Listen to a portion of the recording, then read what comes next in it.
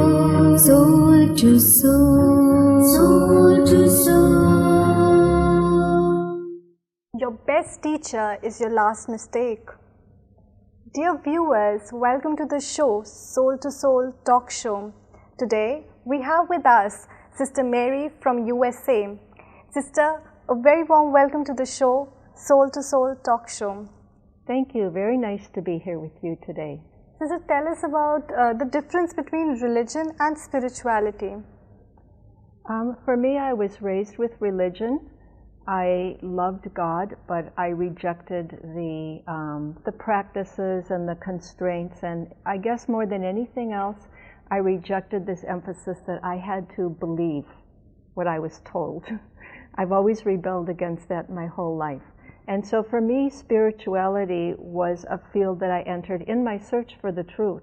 I really was more interested in philosophy first. I wanted to kind of understand what is the nature of reality, what is true, what is most important in life, what do I need to understand in order to have a good life. And that's what brought me into spirituality. And so I feel these metaphysical questions that spirituality addresses, and the emphasis in spirituality on going within and finding your own answers. That was what appealed to me. Nobody was telling me what the answers were. What was your aim of life, and now what do you have the aim of life? Freedom was always, I would say, my most important goal. I wanted to be free. I didn't want people telling me what to do. I didn't want to have to do what everybody else did. I wanted to find my own way. And I would say that still is my aim, freedom. I will say that on a material level, I had a lot of freedom. I traveled all over the world. I had my own money. I earned my own job. When I didn't like that job, I quit the job and started another one. But I found that I was not free inside. And actually, I was doing a lot of moving around in my life because I would come to a point where I didn't know how to deal with the conflict, the unhappiness, the lack of satisfaction. So I would quit something and start something else. And I was doing that over and over and over. And finally, when I started meditating and studying spirituality, I realized that everything that I was running away from was inside of myself. And I needed to sort things out and make my inner world a place where I really enjoyed being. So does this knowledge anywhere help you in your practical life? All the time, every day, I would say it helps me. It helps me by giving me a perspective that it's not about what other people are doing, it's not about what's happening in the world, that I'm responsible for my actions, I'm responsible for my thoughts, and I always have a choice. And if I can draw on my spiritual qualities, if I can find love, peace, tolerance, respect, sweetness, humility, generosity, if I can find those energies within myself and then act, I find that my actions in the world become very beautiful. So do you believe in karma philosophy? I believe that every action has a certain reaction, an inevitable reaction. I definitely believe that. And I believe that by the choices that I make, I'm responsible for, and they're going to come back to me. Even at the level of thought, the things that I choose to allow to happen within my own mind, within my own head, they're going to influence me. And I've verified that over and over in my own experiments. And what experiments you did? Well, the experiments are, for example, if I was very upset with a person and I would have negative thoughts over and over about that person, inevitably the next time I would have an encounter with that person, it would go very badly. And then in my mind I would say, this has gone badly because this person has this person is arrogant, or this person is dishonest, or whatever. But in spirituality told me, what I'm seeing in the other person is simply a movie that I'm making about that person. And so if I want things to go differently, I have to make another movie. And so if I started seeing the good qualities of that person, seeing our next encounter as a possibility for having a completely different kind of relationship, for seeing that I have the power to inject positive energy and then see what happens. And I found 100% of the time, when I took a positive approach, that person who I thought was negative wasn't actually negative anymore. The person was very loving and kind and relieved to get the opportunity to just relax and enjoy our company. Sister, for the first time you went to center, you experienced while meditating, then you came to India. What difference you experienced over here in India? The center that I went to in San Francisco was managed by Indian sisters. It had a very Indian flavor. The pictures were very Indian, the way that things were, the furniture and everything was decorated. It had an Indian flavor to it. And I actually found that a little bit limiting. I was more comfortable in a Western setting. And so I didn't go to India for a number of years. But when I first came to India, what impressed me at first, and still to this day, 20 years later, was the warmth and the hospitality of Indians, the really sincere soul-to-soul connection, which is what this program is all about. You wouldn't hear a program in the USA called Soul-to-Soul Connection. This loving, warm hospitality, and also when I came to the headquarters here of our university, the incredible peace and purity and love and generosity. And it was really the place of complete freedom, because there was no negativity in the atmosphere which would cause me to limit myself. And what was your first experience here in India? My first experience was of being taken care of in very mysterious ways. As a Western person, I wanted everything to be managed, and I wanted to know what is the program and when is this happening and how is this going to happen. And no, I didn't get any answers like that. But somehow every time something needed to happen, it happened. And so it taught me to let go and trust. And how did you used to manage to come to India every year? I was self-employed, and so it was, I could arrange it in my own schedule. My living expenses were very low. I don't have a family, and so the finances weren't a problem for me. And also I had the support of my center. And did you used to have any divine experience here in India? I had the experiences of God's love. I would say the first experience and the most powerful experience, I went in front of God and I realized that I'd done a lot of wrong things in my life, and things that I really regretted, that I went against my values. I did things that I knew I shouldn't have done, but I didn't have the strength to do the right thing. And when I put them in front of the Supreme Soul, my loving Father, I felt this overwhelming warm energy just saying, it's okay, child, now you know and now you can change. And so the only way that I could actually overcome the guilt was that now you can change. And I realized that I can't change my past, but I can release myself from the hard feelings that I have about my past by choosing to live differently and by not going back and ever making those same mistakes again. Sister, is it very easy or is it difficult to leave your bad habits? It's not difficult, but it takes a lot of effort. It simply takes a lot of attention, a lot of faith, because sometimes I think we're like monkeys swinging through the jungle. And we've got this, I'm hanging on to this one vine, and I want to get over there. So I've got to swing, and then at some point I've got to let go of my vine, I've got to fly through the air unsupported, and I've got to go and catch another one. And so I would say it takes courage, because there's this place where you are completely unsupported, where you've given up what you used to depend on before, but you haven't quite gotten to your new system of support. Sister, were you very insecure about your future? Did you have any future security with you? I always felt that at some point I would get married and settle down and have children, and that was always some point in the future. And so as I got maybe into my 40s, I was concerned that I had not met a person who I wanted to marry.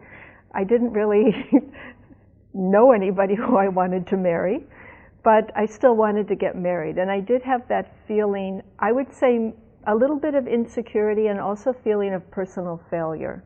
Okay. Then how did you overcome that feeling? You know, after I started meditating and I started having a relationship with this loving Supreme Being who was actually providing the kind of love that I wanted and allowing me to be myself and allowing me to love without any feeling of rejection. And I started feeling that maybe the reason I never got married in the past was because God was saving me for Himself. And so I dedicated my life to serving God. So what kind of a relationship you have with God? It changes all the time. In the beginning, I went to God as my mother because that was the relationship in life that was dearest to me, was my relationship with my mother. I would say at this point, I've gone through a relationship with God as my mother, my father, my guide, my beloved. And I would say at this point in my life, God is my friend. And I'm seeing God as the friend who has lasted all of this time through thick and thin. This is really a good friend. A friend who stays with you, who knows you so well that you can go to that friend and you can ask for advice. And this is what I feel about God. That God loves me and appreciates me, but friends are also a little bit detached. Families are not detached. Families will tell you what they think you should do in order to make them feel comfortable. But the friend won't do that. Sister, what message do you want to give the youth today? Because youth want to get married, they want to live their life to the fullest and experience the materialistic world as well. So what advice would you give them? Yeah. I would say go and do everything you want to do. However, if you want to enjoy it, you have to do it from a spiritual base. If you don't have the spiritual base, you will crash and fall, and you will find yourself in immense disappointment, because nothing in the material world can satisfy the soul. It's the soul that needs peace, love, a sense of accomplishment. The soul has to feel like it's living according to its own values. And so I would say as much as you want in the material world, you have to develop yourself that much spiritually. And how to develop yourself spiritually? Well, the way that I know is by studying meditation with the Brahma Kumaris, because the Brahma Kumaris, what I loved about this life is that it didn't tell me to leave the world. It told me to stay in the world because the world needs spiritual people.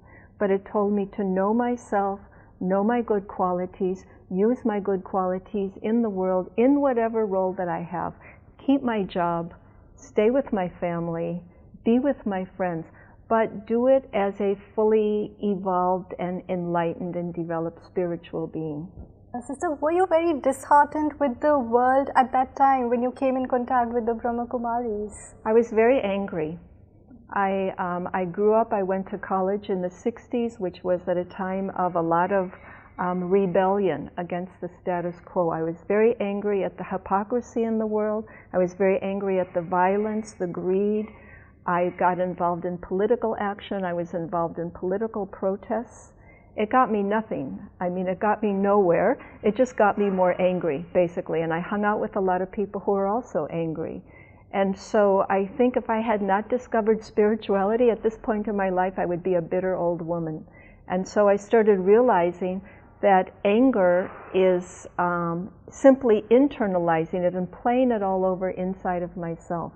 And if I didn't like the world the way that it was, I needed to first change myself, because my inner world was the world that I was experiencing, not the outer world.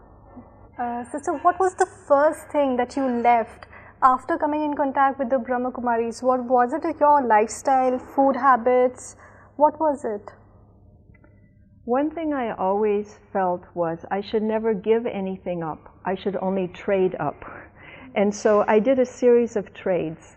I can't really remember what they were. I would say more things fell away. My social life, it kind of fell away. I never felt like I gave it up. There was only one thing I felt that I gave up, and that was I had a piano, and I used to love to play the piano. And I used to, at the end of the day, when I was finished with everything else, I would sit down and play the piano.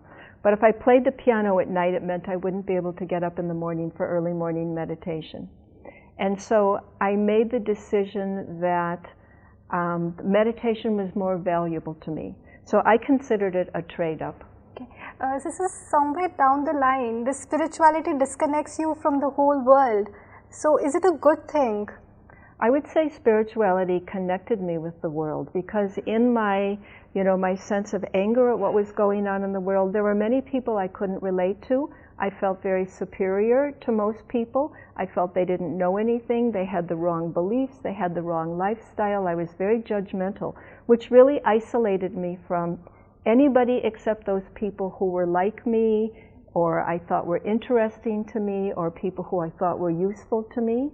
And once I started experiencing my own spirituality, it allowed me to relate to anybody and to be compassionate with anybody, to not judge, to not put somebody in a category or put a label on them and think that I knew them because of that label.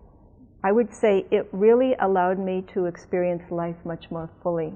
Okay, sister, does spirituality make you a very self-centered person, because gradually you were disconnected from your friends and family, so was it a little self-centered?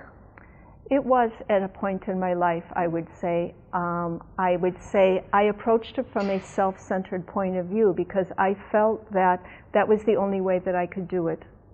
And now I don't believe that that's the only way I could do it, but there are times in your life where you really have to put all of your energy into yourself, and that requires, maybe allowing other people to be in the background of your life.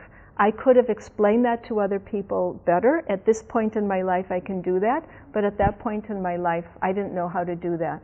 I felt defensive about my life being very different from everybody else's. I felt that other people wouldn't understand, so I just didn't try to explain. But that was my own weakness. It wasn't the spiritual lifestyle. But I will say it is possible to get very involved in meditation and to isolate yourself from the rest of the world. And so in this university, we have one important part of spiritual life is service to humanity, because it's not good to isolate yourself. It's not good to sit and meditate for 4 hours a day.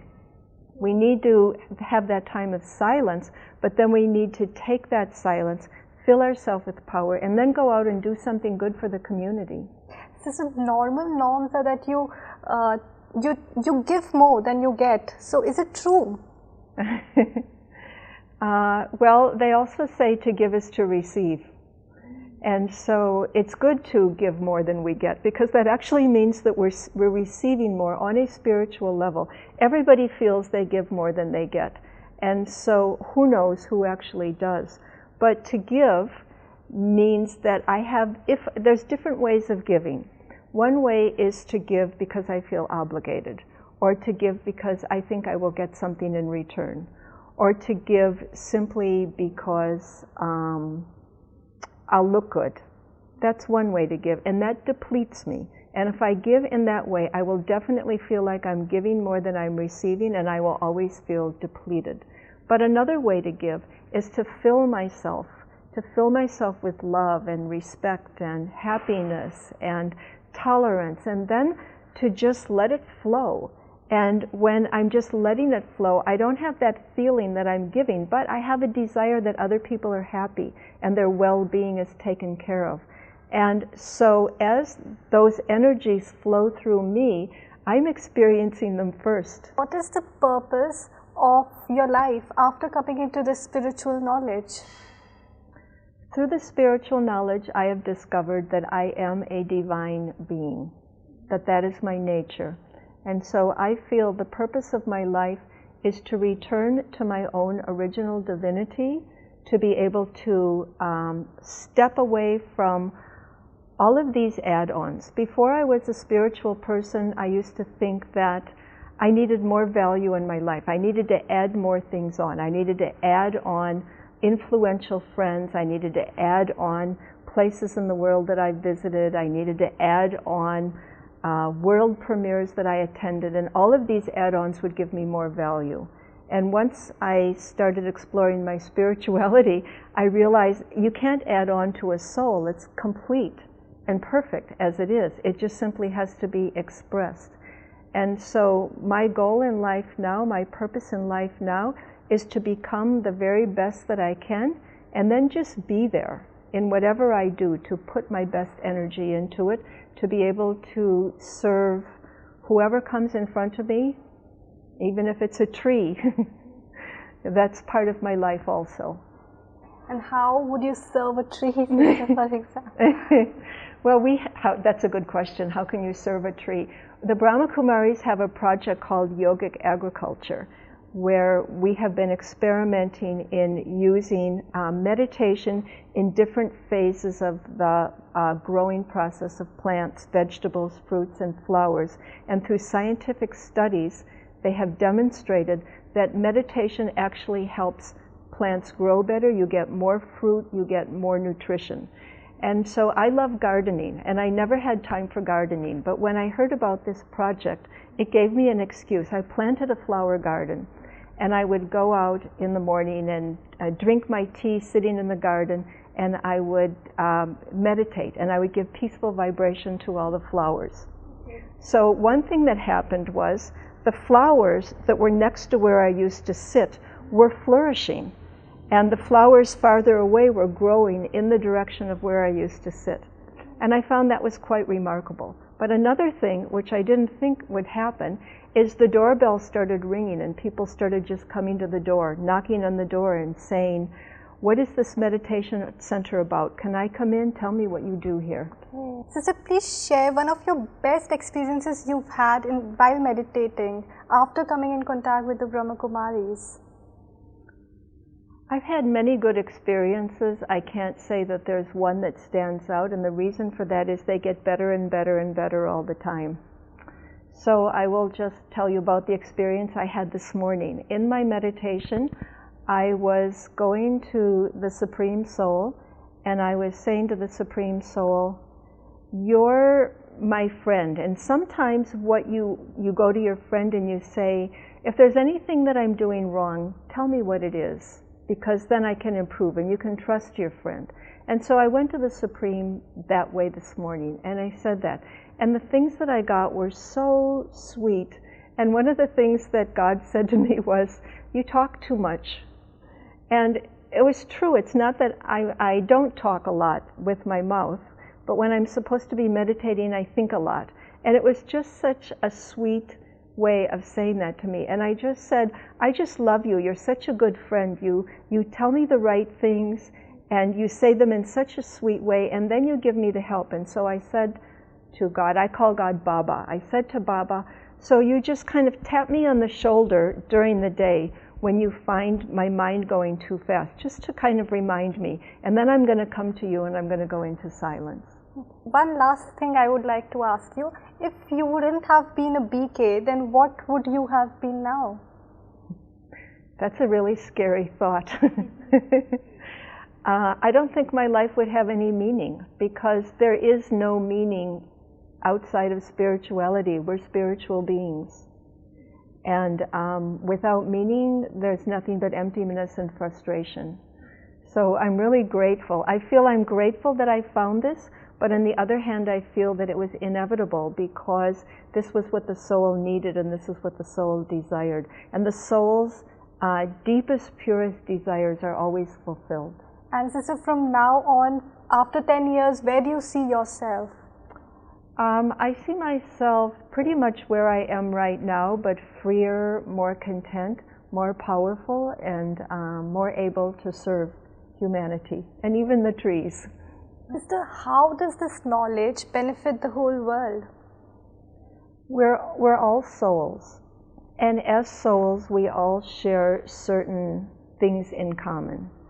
And as souls, we're all connected to the Supreme Soul in exactly the same way. Every single human soul has the same foundation, the same, we could say, spiritual DNA, and every single human soul is connected to the Supreme Soul in the same way.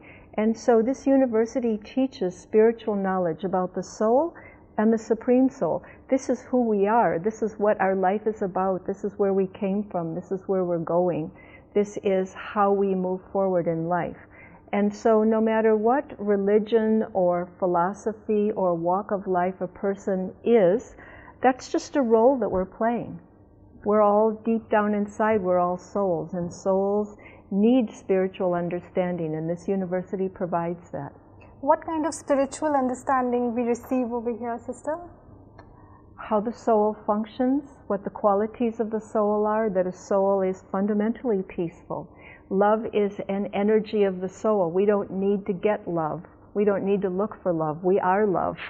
That joy is a quality of life that it's hardwired into the soul to be joyful. We simply have to remove all of the obstacles that we've created. That the soul has this very pure core of values, very beautiful, and that the soul is intrinsically powerful, but we waste our power trying to get things done in the material world. And then also, it's very necessary for us to know where we came from and where we're going, and where is our sense of belonging. And so we learn about the Supreme Soul, that there is a soul. There's one soul who is supreme. All of us are kind of on the same plane, but there is this one soul who has everything, every quality that we love, and the soul needs and the soul desires, all of the qualities that make the soul thrive. That this being has pure love and constant peace and never-ending bliss, and also has the truth, because this soul doesn't come into a body and get attracted by the material world and forget everything. And so we have to have a relationship with this soul. Worshipping is good, believing is good, but we don't really get anything out of that. We have to have a relationship. We only benefit in life from those we actually have a relationship with. And sister, how to build a relationship with God? The relationship with God is built like any other relationship on constant attention. If I want a relationship with you, I have to come here every day, and I have to find out who you are. What are your interests? What is your goal in life? What do we have in common? What can we do together? And over time the relationship builds. It's the same with the Supreme Soul. I have to be able to enter into a dimension of spirituality, a dimension in which, a metaphysical dimension, in which the Supreme Soul resides. I have to separate myself from the material world, see myself as this core spiritual being of love, peace, truth, connect with that being, and sit there in silence and allow myself to absorb the subtlety of the nature of God. Thank you so much, sister, for sharing your experiences with us. Viewers, we'll meet you in the next episode. Have a nice day. Goodbye.